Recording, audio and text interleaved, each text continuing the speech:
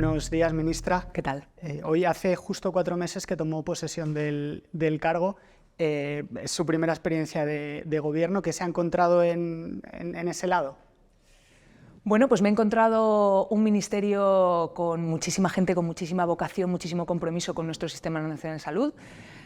Un ministerio con muchísimos retos por delante, muchos deberes a largo plazo que le debemos a nuestro Sistema Nacional de Salud y bueno, mucha capacidad para poder reformar nuestro Sistema Nacional de Salud, para poder recuperar su orgullo, para adaptarlo al siglo XXI y para poder ensanchar este orgullo que creo que es parte del eje de nuestro sistema de bienestar, que es nuestro sistema público. En este breve tiempo ha conseguido colocar en la agenda muchos temas de gran calado que iremos comentando a continuación, pero quería preguntarle cuál es su prioridad más inmediata. Bueno, no hay una sola prioridad porque, como bien decía, creo que el Sistema Nacional de Salud se tiene que enfrentar a muchos retos, pero bueno, si podemos centrarlos dentro de los 3 ejes que hemos llamado, el de recuperar el orgullo, el de adaptarlo al siglo XXI y el de ensanchar nuestro Sistema Nacional de Salud, tenemos que hablar de atención primaria, sin lugar a dudas, tenemos que hablar de salud mental, y tenemos que hablar de los profesionales, ¿no? Creo que esos 3 ejes que son parte de los 3 cuores, ¿no?, que laten por detrás de la grandeza, ¿no?, o del orgullo que queremos recuperar de nuestra sanidad pública, bueno, pues han sufrido durante muchos años tanto los recortes como la pandemia, como bueno, pues de alguna manera el ninguneo, el desprecio de algunos dirigentes políticos, y creo que eso lo tenemos que restaurar.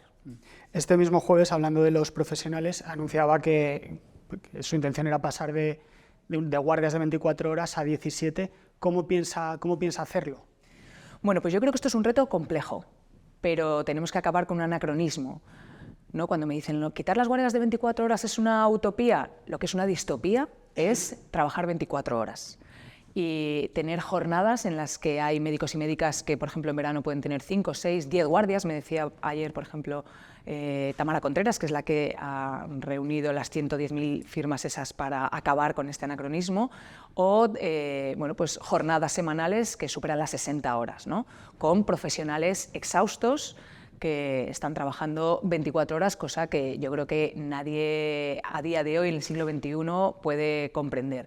Y esto tiene que ir de la mano, efectivamente, de un cambio estructural, porque esto no se puede hacer de la noche a la mañana, y también tiene que ir de la mano de todos los agentes que están implicados, las comunidades, los sindicatos, las sociedades científicas, etc. Yo creo que hay una voluntad inequívoca de cambiar el modelo, y el modelo se tiene que ir cambiando y adaptando poco a poco. Por eso, desde el Ministerio nos ofrecemos a hacer todo ese cambio y a impulsar que de aquí a unos años podamos tener un Sistema Nacional de Salud en el que no haya nadie que trabaje 24 horas seguidas. Ese cambio supone una reestructuración, me atrevería a decir, sin precedentes.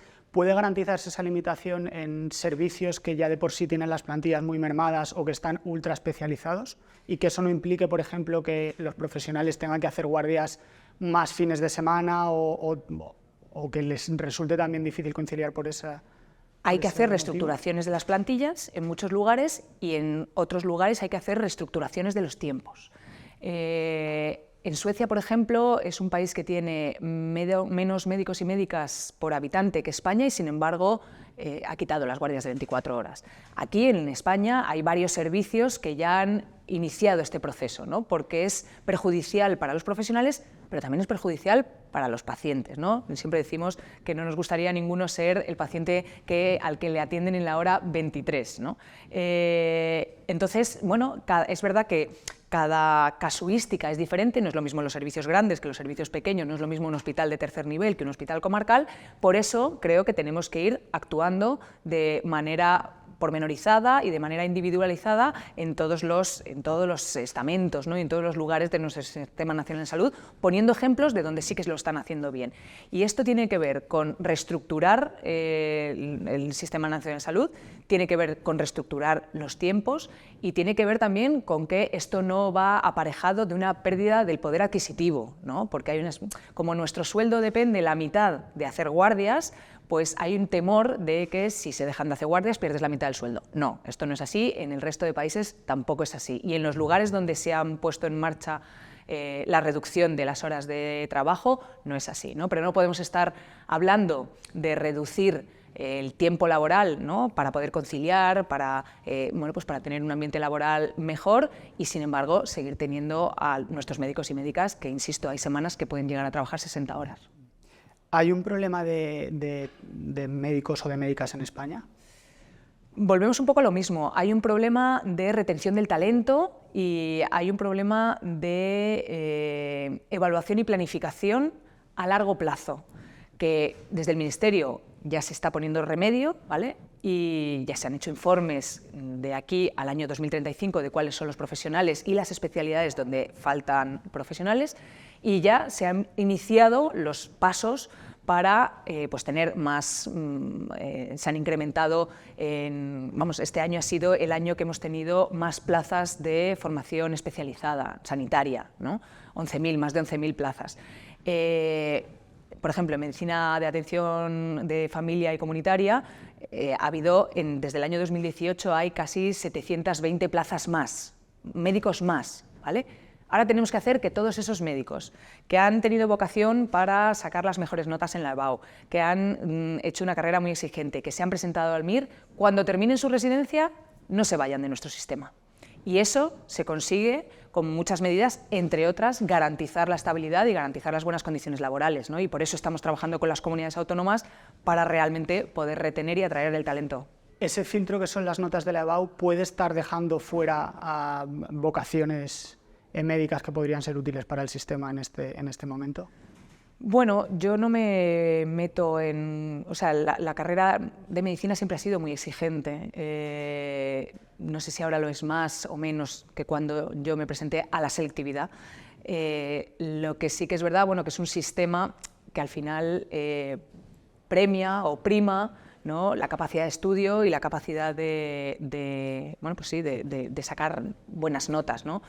¿Eso te convierte automáticamente en buen médico? No. Lo que pasa es que, bueno, yo creo que es un sistema, como puede también ser el MIR, un sistema de selección de los profesionales, y que efectivamente puede haber muy buenos médicos que tengan unas capacidades, ¿no?, para tratar, para diagnosticar, una intuición especial que no se vea reflejada en las notas, ¿no? Pero a día de hoy es el primer filtro que hay que pasar y es un filtro que es muy exigente.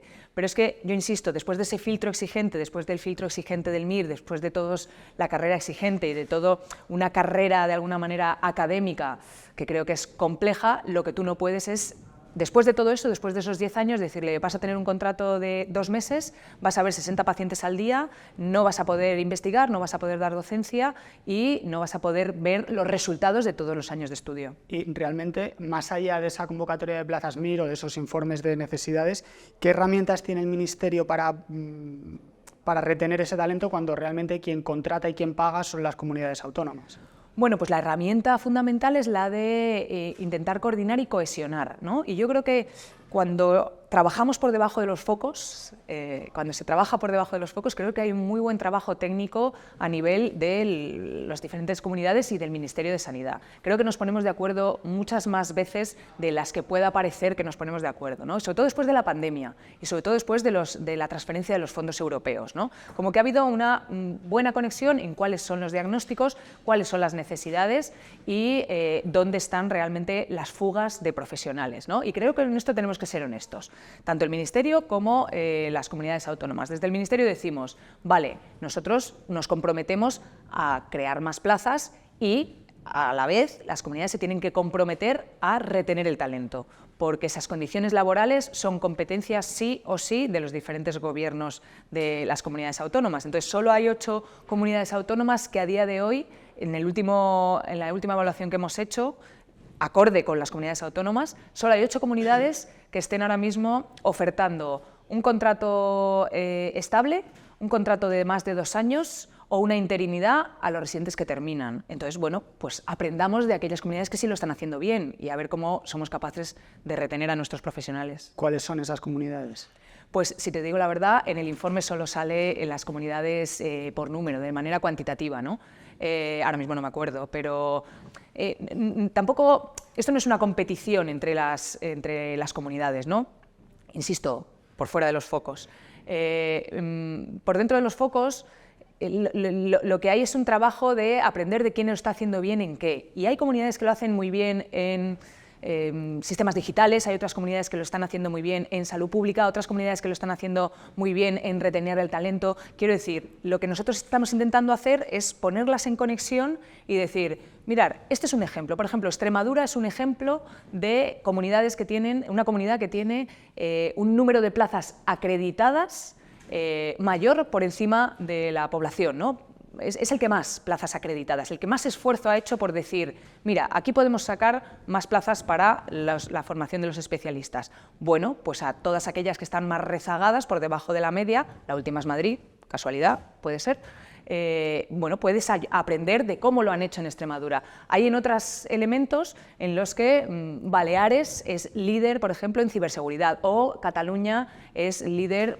pues, en terapias avanzadas o pues, también en digitalización, ¿no? Entonces, lo que nosotros estamos haciendo es hacer esa conexión y que hagamos un mínimo benchmarking de aprender de los demás y aprender de otros países, claro. Y me comenta que fuera de los focos el acuerdo o el diálogo es más constructivo. ¿Qué problemas se encuentran una vez que están los focos encendidos?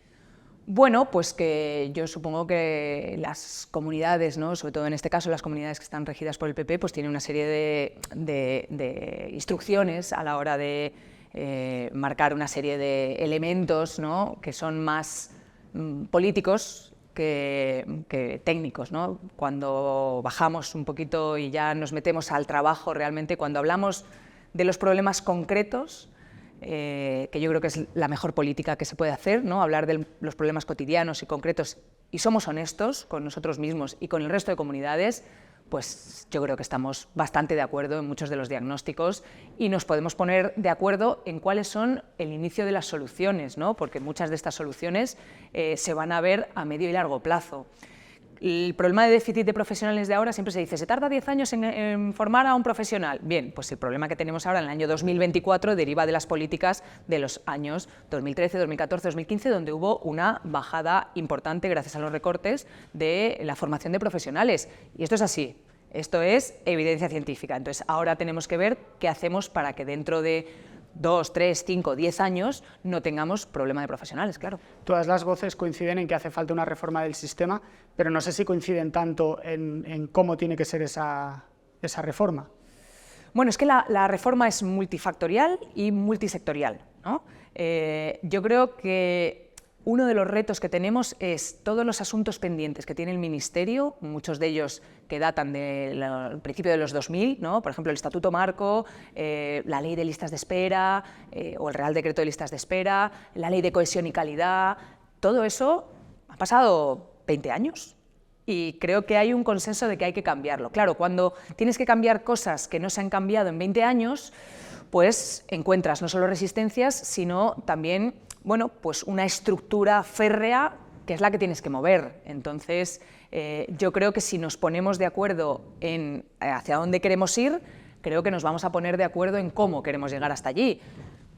Y, insisto, yo creo que el diagnóstico llevamos haciéndolo muchos años, por lo menos los que estamos interesados en la sanidad llevamos haciendo el diagnóstico muchos años. Ahora hay que ponerlo en la práctica. En el último barómetro sanitario arrojaba que más del 56% de la población tardaban más de una semana en tener una cita con su médico de atención primaria y a la vez estamos viendo un aumento de las pólizas privadas, de los seguros privados.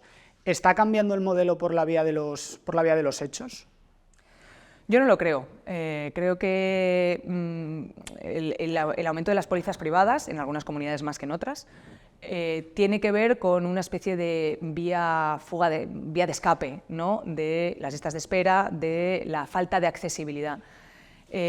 Cuando, como decías, ¿no? Cuando tú no tienes una cita en las primeras 48 horas, y hay comunidades que tienen datos dramáticos a este respecto con tu médico de atención primaria, tienes dos opciones: o te vas a urgencias, con lo cual saturas las urgencias y eso es una merma en la calidad de nuestro sistema sanitario, o intentas buscar vías alternativas que también están padeciendo a día de hoy la falta de recursos de nuestro Sistema Nacional de Salud. O sea, nuestro Sistema Nacional de Salud de alguna manera abarca las patologías menos rentables y sigue siendo excelente, ¿no? de alguna manera en los casos más complejos, en los pacientes crónicos, pluripatológicos, etcétera, etcétera, o en los casos de excelencia, ¿no? Como puede ser, yo qué sé, neonatología o las cosas mucho más precisas, más súper especializadas, y bueno, pues la privada de alguna manera tiene esa selección de riesgos, ¿no? Que se ha dicho de toda la vida, en la que se alimenta de alguna manera, bueno, pues eso, de las pequeñas consultas, de las pequeñas preocupaciones, ¿no? De las patologías menores. Cuando el sistema sanitario está tan desbordado, eso acaba llegando a la privada, y la propia privada nos está diciendo que está empezando a tener datos de saturación. Yo sí que lo digo siempre, ¿no? Nuestro Sistema Nacional de Salud es robusto, es fuerte, hay que apalancarlo de alguna manera, ¿no? Apuntalarlo en muchos aspectos, pero nadie se puede pensar, como ofrecen ahora en algunos anuncios, que tú puedes tener un seguro de sanidad por 17 euros sin copagos y con todas las prestaciones que te da una red tan tupida y tan robusta como puede ser nuestro Sistema Nacional de Salud, ¿no? Yo creo que no hay competencia. ¿Se garantizará la gestión pública del Sistema Nacional de Salud en esta legislatura? Bueno, tenemos pendiente una ley de gestión pública de nuestro Sistema Nacional de Salud, ¿no? Que yo creo que más allá de los modelos, ¿vale?, lo que tenemos que garantizar es que el ánimo de lucro no es depredador de nuestro Sistema Nacional de Salud, ¿vale? Hay muchos, por ejemplo, Cataluña tiene un modelo muy parecido al francés, al belga y al alemán, que es el modelo Bismarck, que se dice en sistemas sanitarios, y que, bueno, pues que tiene conciertos y convenios.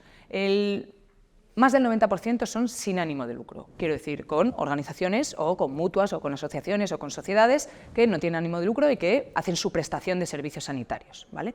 Lo que yo creo que tenemos que combatir es el ánimo de lucro, y además ahora creo que estamos en un buen momento para hablar de los ánimos de lucros derivados de la corrupción sanitaria y de cómo eso está depredando nuestro sistema sanitario, porque está haciendo que el dinero que debería ir a la salud, al cuidado, a la prevención, al tratamiento, a las nuevas tecnologías, etcétera, etcétera, esté yendo a las cuentas de resultados de empresas privadas, muchas fuera de España, y muchos fondos de inversión. Entonces, ¿su intención es acabar con los conciertos con empresas privadas?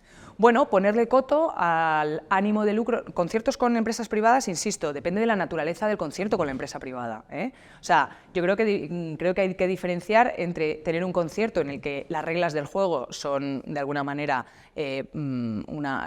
son claras, son transparentes, y además, vale, gana el sistema público y gana el sistema privado, ¿vale? Hace una provisión de bienes, pues que en un momento dado, como decía la Ley General de Sanidad, por circunstancias no puede proveer el sistema público, pero otra cosa es que tú hagas una provisión de esos bienes en la cual se lleven beneficios obscenos y que esté horadando las arcas públicas. Es que son dos conceptos diferentes. Una cosa es la sanidad privada, con la que legítimamente puedes concertar o conveniar, y otra cosa es la privatización de la sanidad. Yo creo que son dos cajones completamente diferentes, y yo tengo una larga trayectoria política y personal contra la privatización de la sanidad, porque la privatización de la sanidad ha demostrado que, no solamente en España, sino también en Europa y en el National Health Service, que es en Inglaterra, que da peores resultados, un mayor incremento de la mortalidad y una peor calidad asistencial. Es una demostración, y eso tiene que ver con privatizar la sanidad y tiene que ver con las cuentas de resultados de determinadas empresas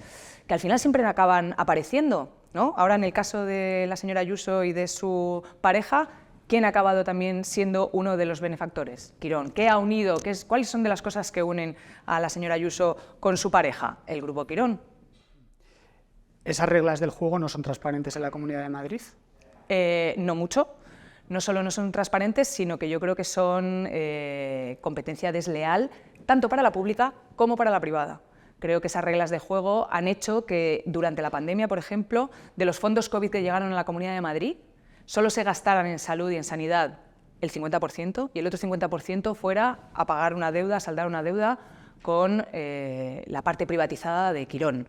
Y vuelvo a insistir, hay informes, hubo un anteproyecto de la Cámara de Cuentas que hablaba de que los costes de determinados procedimientos en los hospitales de gestión privada con ánimo de lucro nos costaban 3 veces más que lo que puede costar, por ejemplo, el 12 de octubre o en el resto de hospitales, ¿no? Quiero decir, alrededor de esta privatización obscena, de estos fondos de inversión y de esta extracción siempre de dinero de nuestra sanidad pública, siempre merodea un poquito la corrupción institucional sanitaria y siempre merodea un poquito la mala praxis en lo que al dinero de salud se refiere. Usted ha sido durante mucho tiempo la cara visible de la oposición a Ayuso. No sé cómo ha visto el caso de su pareja. ¿Cómo lo...? Bueno, pues lo he visto, por una parte, yo como oposición que llevo de alguna manera denunciando, no a la señora Ayuso en concreto, sino a las políticas que rodean a la señora Ayuso, a los desmanes y las tropelías que ha habido alrededor de la señora Ayuso, como puede ser la mordida del hermano o como puede ser, insisto, los tratos de favor hacia determinados grupos empresariales o las corruptelas que llevan acompañando al gobierno del Partido Popular de la Comunidad de Madrid alrededor de la sanidad desde hace lustros. Pues primero lo veo con un poquito de tristeza, ¿no? Si eres, a poquito que seas un poquito demócrata y un poquito ciudadano honesto, ¿no? Con un poquito de tristeza. Pero por otro lado, es que es un modus operandi. Es un modus operandi y yo vuelvo a insistir otra vez, aquí hay un deterioro, no solamente hay un escándalo moral, hay un escándalo político y económico. El escándalo moral tiene que ver con una presidenta que, además de darnos lecciones a los demás de lo que era la cultura del esfuerzo, además de darnos lecciones de la política de vivienda, ¿no? De que prácticamente no tenemos, ¿no? Es un poco como Feijóo, no tenemos un piso de 1 millón porque no queremos, ¿no? Porque no nos hemos esforzado lo suficiente.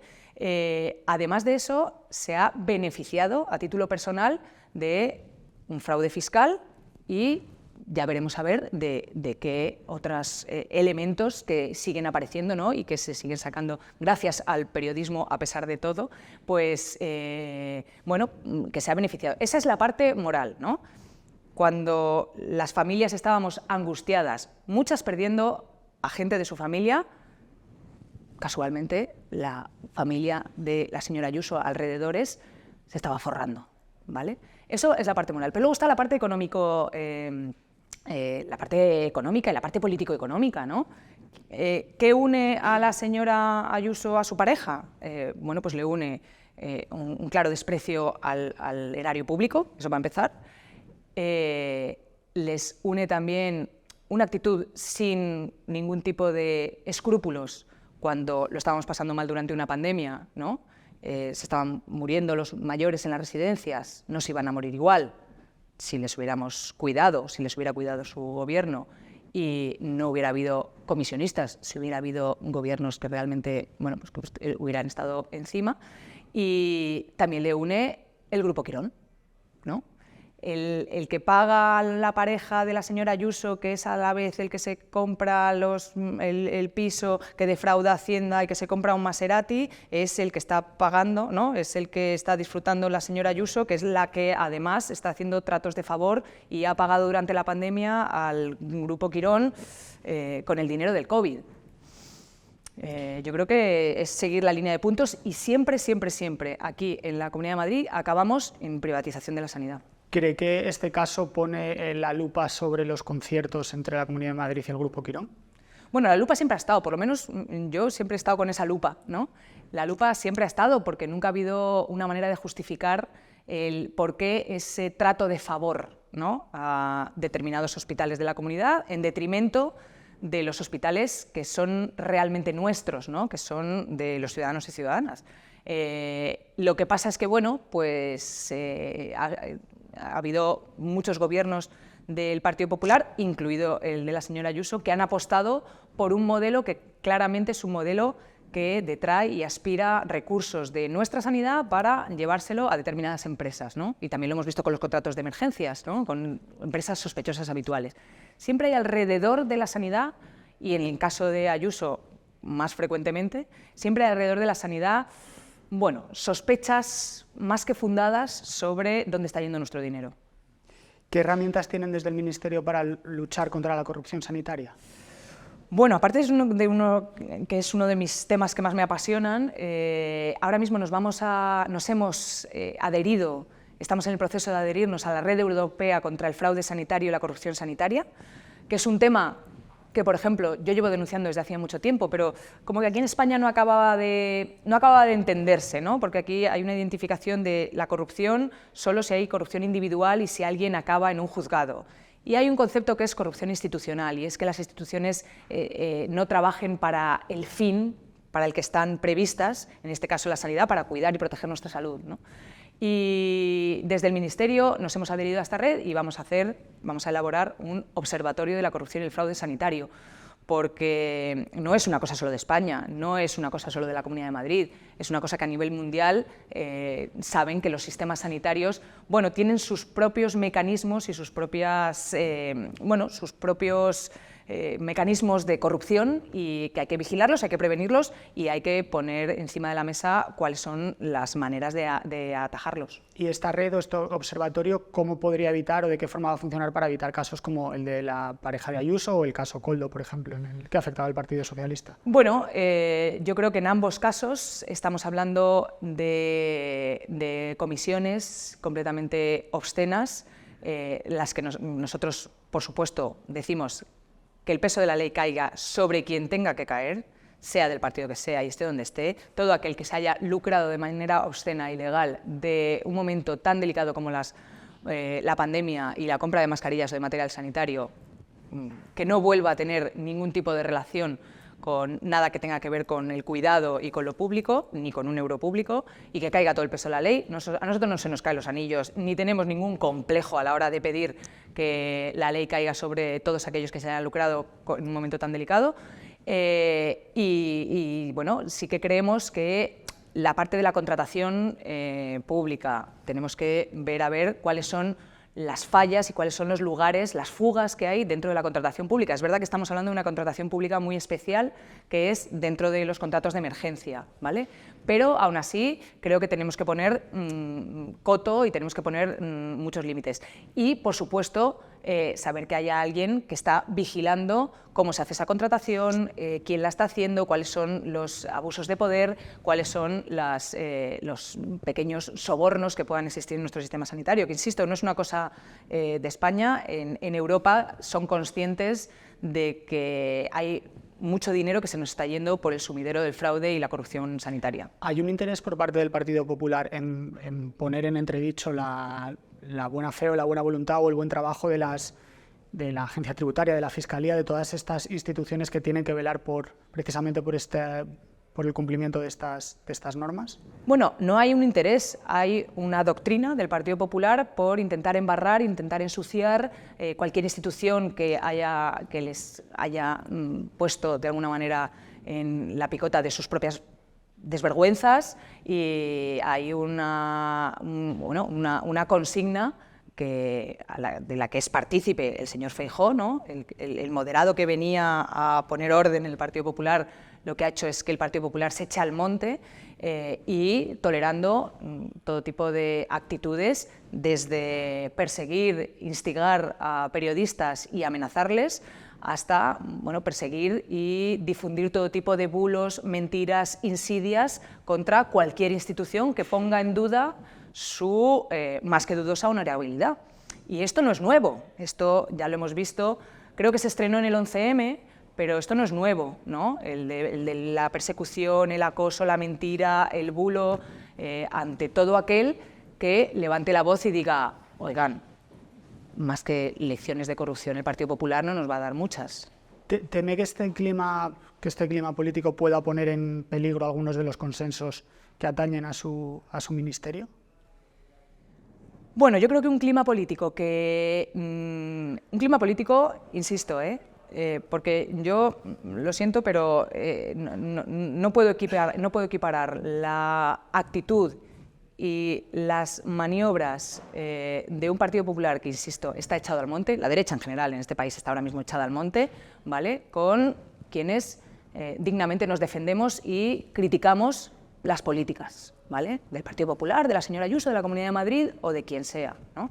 Creo que no tal. Ahora bien, es verdad que este embarramiento afecta a la credibilidad y afecta a la confianza. Y ya si nos vamos a la evidencia científica con respecto a la salud, el que la población no tenga confianza en sus instituciones, cuando se horadan la confianza a las instituciones, la gente vive peor. Va a vivir peor porque, bueno, pues porque uno de los sustentos en la pandemia de por qué aquí la gente se vacunaba es porque tenía confianza en sus instituciones, ¿no? Y es una manera de proteger el bienestar de la gente. Cuando se pierde esa confianza y hay un partido que está constantemente ilegitimando a toda institución que no baila a su son, pues yo creo que esto tiene una repercusión a la hora de poder llevar a cabo aquellas políticas en las que necesitas de la confianza de la gente, ¿no? Quería plantearle también, usted forma parte de la plataforma que es el socio minoritario en el gobierno, no hay ningún consejero, ninguna consejería de su mismo partido, no sé si eso la deja en una situación de soledad de alguna manera o cómo plantea las negociaciones con los ministerios o con las comunidades autónomas. Bueno, aterrizando la política en lo cotidiano, aterrizando la política en lo que nosotros siempre hemos dicho, lo que de verdad importa. Creo que, por ejemplo, el sistema sanitario es uno de los elementos cohesionadores de nuestro país y es uno de los elementos que cohesionan a nuestra ciudadanía. Y a partir de ahí somos capaces de tejer, ¿no? Y de tejer alianzas y de tejer incluso con rivales políticos horizontes, ¿no? Horizontes futuros, como puede ser. ¿Qué hacemos con la atención primaria? Porque la atención primaria no es un problema del Ministerio, es un problema sobre todo de los ciudadanos, es un problema de las comunidades, de los gobiernos, pero sobre todo es un problema del modelo social que nos hemos dotado para proteger nuestra salud. Si la atención primaria se cae todo nuestro modelo y se cae todo nuestro modelo de bienestar. Es que nadie se imagina nuestra sociedad sin el refugio y el amparo de nuestro Sistema Nacional de Salud. Nadie se lo imagina, ¿no? No nos imaginamos teniendo que pagar por nuestros servicios o teniendo un 65% de bancarrotas, como tienen en Estados Unidos, derivadas de problemas de salud, ¿no? Nadie se lo imagina. Entonces, si nos ponemos de acuerdo en lo básico, y lo básico es algo que creo que compartimos desde los diferentes espectros, que es el orgullo de nuestro Sistema Nacional de Salud, el orgullo de nuestra Organización Nacional de Trasplantes, el orgullo de nuestros profesionales, la capacidad de actuar siempre en las buenas y en las malas. A partir de ahí yo creo que se pueden ir tejiendo alianzas y eso es en lo que estamos, siempre desde el diálogo. Nos comentaba también su nuevo director de Salud Pública que una de las tareas de su departamento era tocar a la puerta en el resto de ministerios y decir, somos el Ministerio de Sanidad, estamos aquí y esas políticas, esas diferentes políticas también tienen un impacto en salud.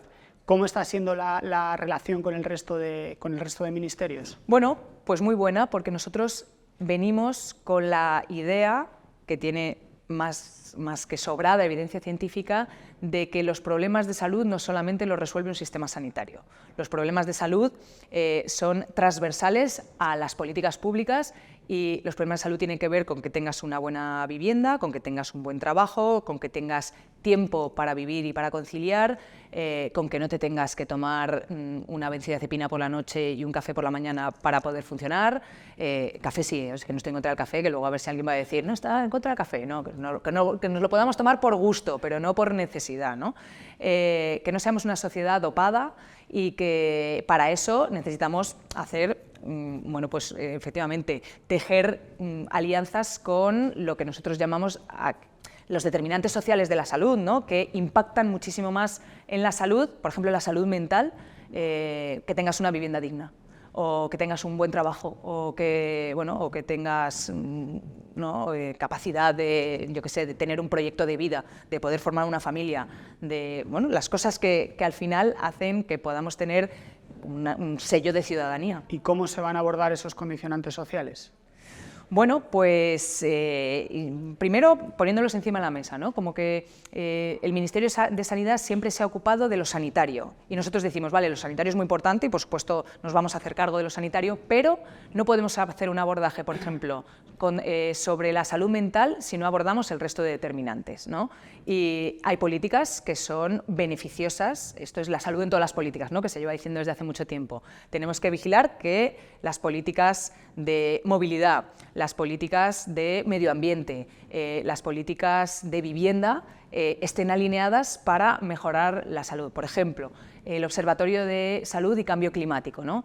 La OMS ya ha dicho que el mayor reto que tiene ahora mismo la salud poblacional es el cambio climático, ¿no? Sabemos que el cambio climático, la crisis climática, va aparejada sí o sí, ya es una crisis de salud pública. Bueno, pues pongámonos a trabajar para luchar no solamente contra el cambio climático, sino para adaptar nuestra sociedad y nuestro sistema sanitario al cambio climático. Por eso nosotros hemos iniciado también la senda para que de aquí a mediados de siglo tengamos un sistema sanitario que esté completamente descarbonizado, ¿no? Que no seamos además promotores de esa crisis climática, ¿no? Me mencionaba la ley de vivienda, o sea, me mencionaba la vivienda, perdón.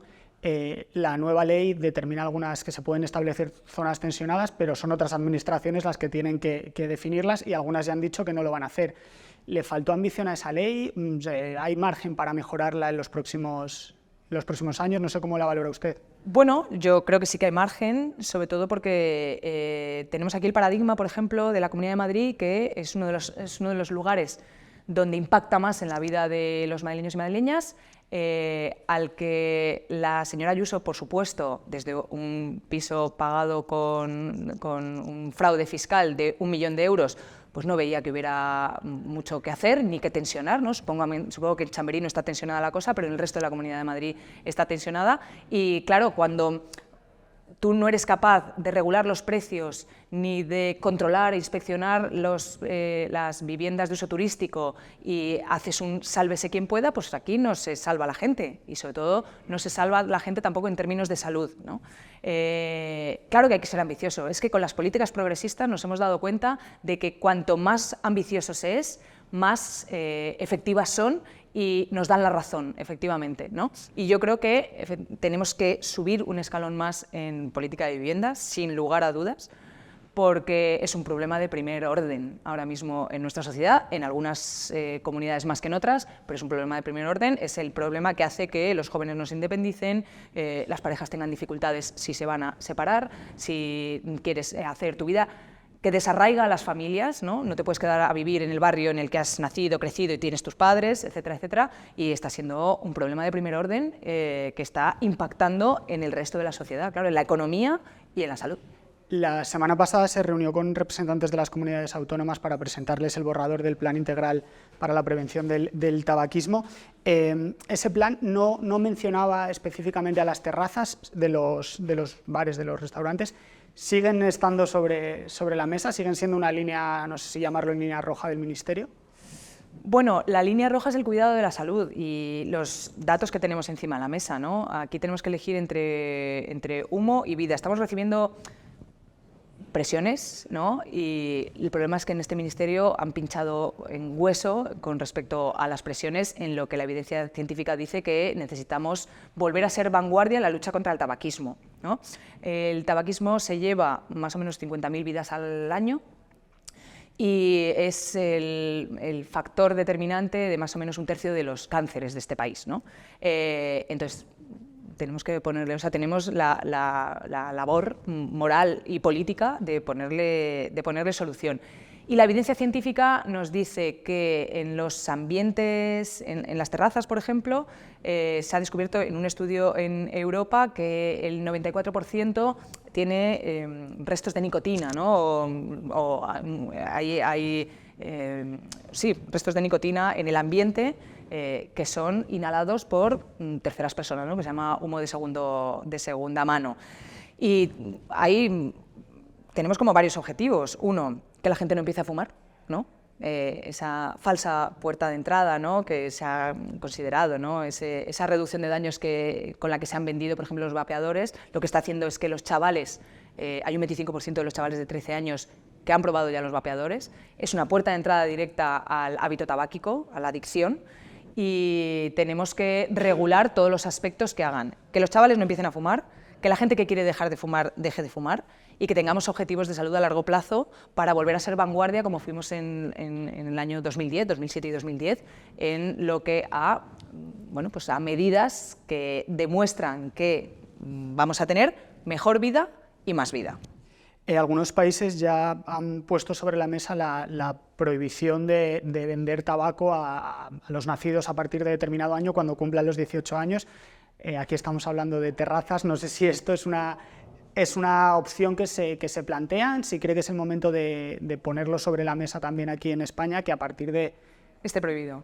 Que a partir de los 18 años esté prohibido. O sea, nosotros hemos rescatado el Plan Integral contra el Tabaquismo y le estamos dando todo el cuerpo científico que pueda tener para hacer todas las medidas para que efectivamente podamos encontrarnos con una generación libre del hábito o de la adicción tabáquica. Y vamos poco a poco.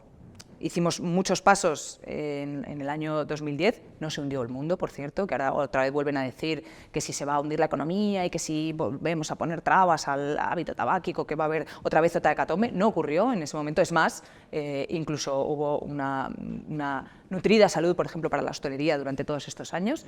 Pero nosotros vamos a seguir, de alguna manera, encapsulando el hábito tabáquico hasta, obviamente, la parte más utópica, que es eliminarlo. Y eso incluye no solamente la medida de las terrazas, ¿no? Tiene que ver con el empaquetado, tiene que ver con los vapeadores, tiene que ver con la regulación mucha que nos viene de Europa, y tiene que ver nuevamente con facilitar que la gente deje de fumar y impedir que los chavales empiecen a fumar. O sea, esa prohibición para las nuevas generaciones, para quienes van cumpliendo 18 años, de momento es utópica. Bueno, más que nada, no sé, esto ha pasado en Nueva Zelanda, lo han hecho así. En Reino Unido creo que lo acaban de anunciar. En Reino Unido, sí, se está como anunciando. Nosotros vamos a estudiar todas las medidas que sean efectivas, y si hay medidas que en otros países están funcionando, pues vamos a estudiar aplicarlas, ¿no? Pero, insisto, yo creo que nos hemos quedado un poquito por detrás del resto del mundo y del resto de países cuando en su momento fuimos vanguardia. Nos hemos quedado un poquito por detrás, tenemos por lo menos que ponernos al día. Tenemos que ponernos al día en visibilización, en regulación y en transposición de las directivas europeas y en control, ¿no? Y en ese momento, a partir de ahí, empezaremos a tomar todas las medidas que sean posibles. El otro día leía un artículo que hablaba de que ya se ha demostrado que los vapeadores también alteran el ADN celular, ¿no? Igual que el tabaco, o sea, que el tabaco, la combustión del tabaco, ¿no?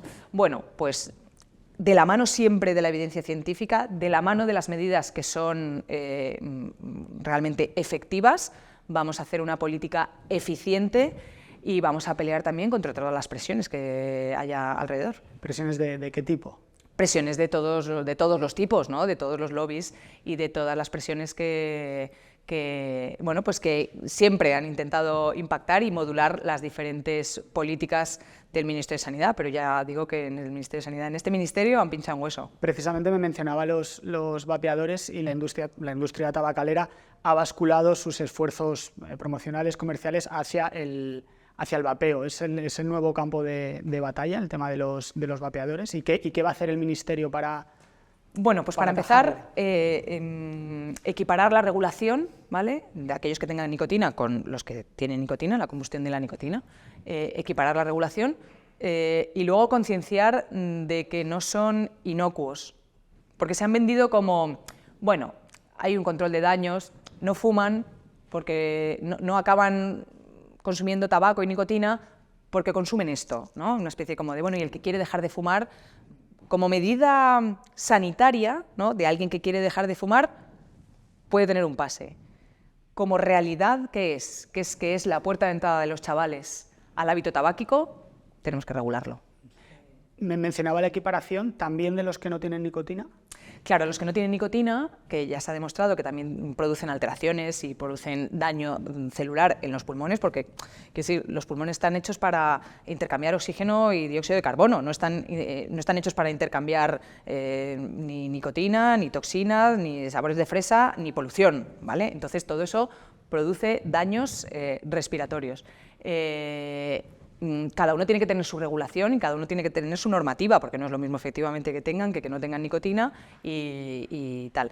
Pero, dicho esto, sí que se ha demostrado que en los más jóvenes te daba antes las cifras, el 25% de los de 13 años ya ya han vapeado, y el 50% de los adolescentes, ¿no? Ya lo consideran un hábito incorporado a su vida, ¿no?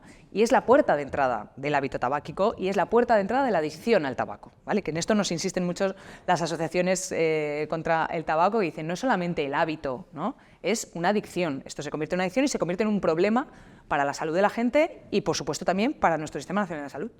En el programa electoral de Más Madrid para las elecciones autonómicas de 2021 incluían en uno de sus puntos pedir al Gobierno de España una regulación responsable en adultos del cannabis. ¿Está descartada esta medida? Bueno, nosotros hemos empezado por el cannabis medicinal. El cannabis medicinal era un plan para actualizar y regular el cannabis medicinal, introducirlo como una terapia, como ya tiene también evidencia científica demostrada, y desde el Ministerio de Sanidad nosotros lo que hemos hecho es rescatar de alguna manera ese plan y bueno, ponerlo a funcionar, y de ahí derivaremos todas las regulaciones legislativas que sean necesarias. Pero compete al Ministerio de Sanidad hablar del cannabis medicinal, que era algo que estaba guardado en un cajón y que, bueno, pues que creo que la sociedad lo demandaba. En el resto, cada uno tendremos nuestra opinión, pero no es competencia ahora mismo del Ministerio de Sanidad. Precisamente el cannabis medicinal, la regulación o la hoja de ruta que ha marcado la EMS parece muy restrictiva, al menos respecto a las expectativas que tenían los pacientes. Quedan fuera los cogollos, queda fuera el autocultivo. No sé por qué se ha optado por un programa tan limitado. Bueno, no es tan limitado, o sea, no es ni más ni menos limitado. Es básicamente lo que hemos hecho ha sido adaptar toda la evidencia científica comprobada y a lo que tenemos acceso de alguna manera más regulada, para poderlo poner a disposición de las herramientas terapéuticas que tenemos en nuestro país, entre las cuales efectivamente están los derivados cannabinoides, porque entre otras cosas tenemos receptores cannabinoides en nuestro cuerpo. Entonces, bueno, yo no la consideraría que fuera más o menos restrictiva. De todas maneras, lo que sí que tenemos una voluntad en el Ministerio es de ir modulando las respuestas, modulando y adaptándonos a toda la evidencia científica que vaya surgiendo. Pero hemos sacado del cajón, ¿no?, de todo este tema que ya está regulado en muchísimos lugares de Europa, y que creo que era un debe que teníamos, ¿no?, con la sociedad. Vamos a hablar de Más Madrid, si le Claro, parece. Sí, sí. Durante las negociaciones previas a la Asamblea de Sumar, que se celebra este fin de semana, hubo un conflicto con el desarrollo de la plataforma en Madrid. ¿Le preocupa que, a pesar de que haya acuerdo o no lo haya, exista una formación política que empiece a organizarse en la comunidad? Pues no me preocupa, porque realmente en Más Madrid hemos demostrado este arraigo necesario que precisan las organizaciones, sobre todo las organizaciones progresistas, que nos hemos dado cuenta que la verdadera política está en lo cotidiano, está en el centro de salud, está en la residencia de mayores, está en los AMPAs, está en los coles, está en las universidades, está en la vivienda, etcétera, etcétera. Y nosotros llevamos un trabajo, ¿no?, de arraigo muy fortalecido por los resultados electorales, y básicamente, siempre lo hemos dicho, Más Madrid es la casa común de todos los progresistas de Madrid, y vamos, la casa común de todos los progresistas, en la cual creo que hemos dado con una receta que es la receta que funciona, que ha funcionado en Madrid, o por lo menos nos ha funcionado a nosotros, para conectar a la gente con la política. Y en un momento de desarraigo político, ¿no?, de la gente, creo que Más Madrid ha dado con la receta. Entonces, no tenemos ningún problema, porque sabemos cuál es el trabajo, cuál es nuestra hoja de servicios y cuál es realmente la implantación que tenemos. ¿Y hay algún tipo de acuerdo con Yolanda Díaz para coexistir, sobre todo de cara a unas próximas elecciones? No sé si se plantean cambiar el nombre de la papeleta para incluir a Sumar, o si se plantean incluir en sus listas de Más Madrid a personas de Sumar. Bueno, nosotros lo que planteamos es que nosotros tenemos una organización política arraigada, tenemos una organización política que opera en Madrid, que se preocupa por Madrid, que lleva hablando de los madrileños y madrileñas desde hace muchos años, y que, bueno, tenemos sintonía con una plataforma que se llama Sumar, que opera a nivel estatal y con la que tejemos alianzas, y tenemos, creo que, una misma manera de ver la política. Más allá de esto, insisto, Yo me toca defender el trabajo fino, el trabajo de tejer, el trabajo de irnos por todos los municipios, el trabajo de adherir a mucha gente que no estaba involucrada en política y lo ha hecho a través de Más Madrid, y eso es lo que sabemos hacer. No hemos venido a nada más que hacer eso.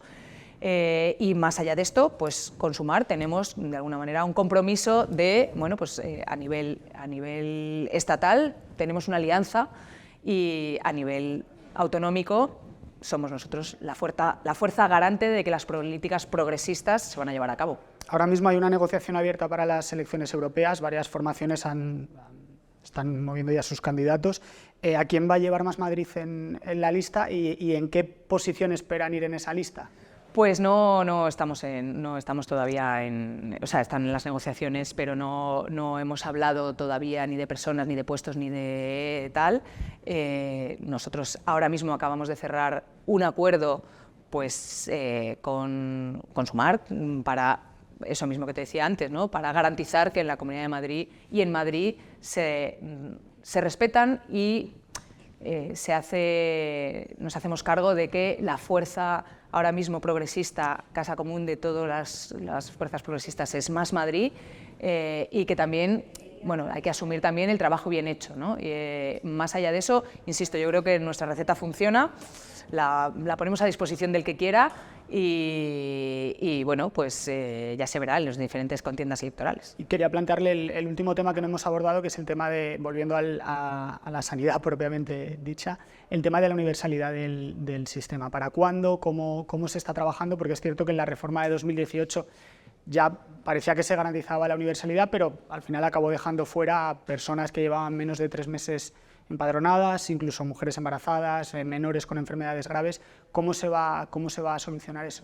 Bueno, es una de las primeras prioridades que nosotros hemos rescatado de una ley que se quedó pendiente en la legislatura anterior, y que lo que hemos querido de una ley que era un poquito una ley ómnibus, hemos rescatado la parte de universalidad para que en segunda vuelta pueda seguir su andanza. Así que después de la Agencia Estatal de Salud Pública, que ya la hemos presentado, la siguiente es la Ley de Universalidad, que por supuesto estará abierta a enmiendas y estará abierta a, bueno, pues a otra vez el debate, pero que creo que tiene una parte nuclear, que es la parte de la que más orgullo le podemos sacar a nuestro sistema, es que somos un sistema, hemos sido un sistema hasta que llegó el Partido Popular y lo cercenó, hemos sido un sistema eficiente, entre otras cosas por la universalidad del mismo. ¿Esa universalidad incluirá también a los ascendentes reagrupados por residentes extranjeros con nacionalidad española que se quedaban fuera? Yo creo que la pandemia nos ha enseñado a que aquí no hay límites administrativos más allá de que alguien esté conviviendo en nuestro territorio, ¿no? O sea, quiero decir que la pandemia nos dijo los virus y los problemas de salud pública no entienden de papeles, no entienden de problemas administrativos o de problemas burocráticos. Hasta que no estemos a salvo todos, no vamos a estar todos a salvo, ¿no? Y la universalidad tiene esa vocación, y sobre todo tiene la vocación de que somos un sistema nacional que somos capaces de incidir en los periodos tempranos, ¿no?, de las enfermedades, sean de quien sean, porque ponemos los derechos humanos también por delante de cualquier condición, ¿no? Y esto también tiene que ver con nuestro código deontológico, es que el Partido Popular violentó nuestro código deontológico, diciendo, no, tú tienes que excluir a aquellos pacientes que por razón de procedencia o razones externas a su propia patología, tú a esos no les tienes que tratar. Entonces, el Partido Popular violentó nuestro código deontológico a la hora de nosotros tratamos pacientes, vengan de donde vengan, sean de donde sean y tengan la patología que tengan. Y esa es la grandeza de nuestro Sistema Nacional de Salud, y es una de las razones por las cuales nos ha hecho ser uno de los sistemas nacionales de salud más, de alguna manera, mejor vistos desde la óptica del resto de los países del mundo. Ya para terminar, quería preguntarle, ¿echa de menos la Asamblea de Madrid? Bueno, echo de menos a mis compañeros, aunque les tenemos muy cerca, pero realmente el grupo parlamentario de Más Madrid en la Asamblea es un grupo parlamentario excelente en todas sus en todos sus sentidos, no solamente desde el punto de vista humano, sino también desde el punto de vista técnico y político, ¿no? Yo creo que tenemos un rigor y hemos demostrado un rigor a la hora de hacer política y a la hora de confrontar también las políticas perversas de la señora Ayuso, que a mí me cuesta encontrarlo en otros grupos parlamentarios, ¿no? Quiero decir que creo que, bueno, no solamente somos un grupo cohesionado, sino que además creo que ponemos en valor muchísimo talento, muchísimo trabajo y muchísima vocación de servicio público, ¿no? Entonces, bueno, sí que echamos de menos los que estamos en el Ministerio a ese grupo humano, político y vocacional, pero les tenemos cerquísima y estamos siempre en contacto con ellos, claro. Muchas personas de ese grupo con el que se presentó a las elecciones, o algunas personas están ahora en el Ministerio, ¿no teme que pueda dar la sensación de que han de alguna forma dejado al grupo parlamentario por venir al Ministerio o por ir al Ministerio? Yo creo que al revés, ¿no? Yo creo que hemos sido capaces de expandirnos y hemos sido capaces también de ocupar lugares en los que podemos ejecutar las políticas que venimos defendiendo, ¿no? Y yo vuelvo a insistir, es que hay un grupo parlamentario ahí en Más Madrid, ahora mismo además con el liderazgo de Manuela Bergerot, creo que hay un grupo que tiene un potencial enorme. La gente que ha entrado en sustitución a los que nos hemos ido a labores más ejecutivas tiene un potencial y tiene una capacidad política que es, vamos, que a mí me maravilla, y es un grupo que no va a parar de crecer, porque creo sinceramente que Más Madrid no va a parar de crecer porque somos capaces de llevar al terreno lo mejor de la política, ¿no? Y eso al final, pues la gente lo agradece, ¿no? Sobre todo en este ambiente un poco embarrizado. Y en cuanto al gobierno, siempre ha estado la duda de hasta cuándo va a durar este gobierno. ¿Cuál es la previsión de la ministra de Sanidad? ¿Hay gobierno para...? Yo creo que hay gobierno para rato, claro que sí. Bueno, no sé si es la mejor frase. Para rato no. Hay gobierno para los progresistas, hay gobierno para las políticas sensatas, hay gobierno para poder llevar a cabo todas aquellas transformaciones que tenemos pendientes, ¿no? En el caso de sanidad, bueno, pues con todas esas políticas que llevan pendientes desde hace muchísimos años. Yo creo que sí que hay gobierno para toda la legislatura, yo creo, porque no hay ninguna motivación para que los otros grupos parlamentarios que no tienen absolutamente ningún proyecto para este país, ni ningún proyecto para ninguno de los lugares donde están gobernando, tengan ningún tipo de acceso, porque no tienen interés. Yo creo que el Partido Popular ha renunciado a gobernar este país y la derecha ha renunciado, ¿no? Ha preferido entrar en una lucha cuerpo a cuerpo con los diferentes miembros del Gobierno central, y en esa lucha cuerpo a cuerpo pues está perdiendo la oportunidad de demostrar que tienen algo que ofrecer a la sociedad, y los que sí que tenemos algo que ofrecer a la sociedad somos los progresistas, y por supuesto desde Más Madrid tenemos muchísimo más que ofrecer a la sociedad madrileña.